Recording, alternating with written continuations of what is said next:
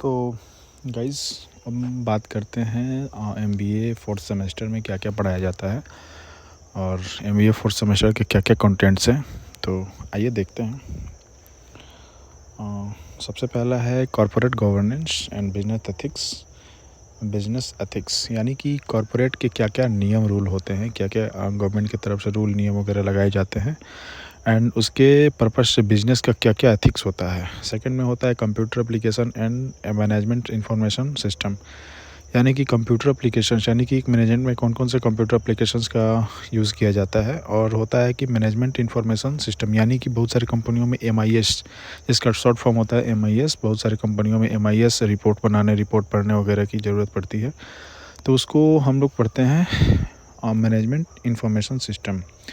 फिर आता है कॉम्प्रहेंसिव वाइवा, वो जो कि आपके सेमेस्टर के एंड में होता है और इसमें मैनेजमेंट से रिलेटेड बहुत सारे क्वेश्चंस किए जाते हैं और फिर आपको मार्क्स को ये किया जाता है, मार्क्स को सबमिट किया जाता है। फिर देखते हैं बिजनेस कम्युनिकेशन, तो बिजनेस के क्या क्या कम्युनिकेशन होते हैं, किस टाइप से बिजनेस कम्युनिकेट करता है और बिजनेस में किस टाइप की कम्युनिकेशन की यूजेस हैं, उसको इसमें देखा जाता है। फिर देखते हैं FC1, यानी कि फिनेंशियल क्या होता है, बैंकिंग एंड फाइनेंशियल सर्विस, एक मैनेजमेंट से रिलेटेड बैंकिंग और फाइनेंशियल सर्विस का क्या क्या रोल होता है।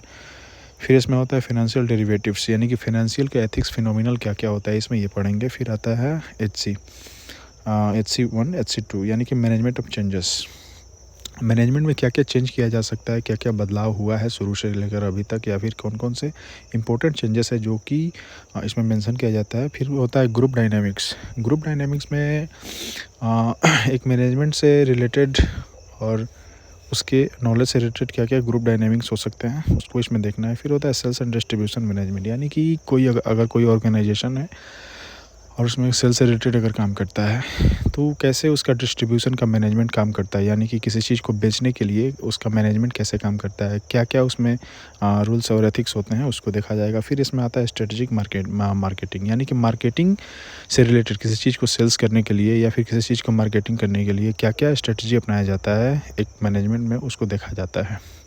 तो ये रहा फोर्थ सेमेस्टर का आपका MBA का सिलेबस कंटेंट्स। बाकी अगले वीडियो में हम लोग स्टार्ट करते हैं principle and practices of management.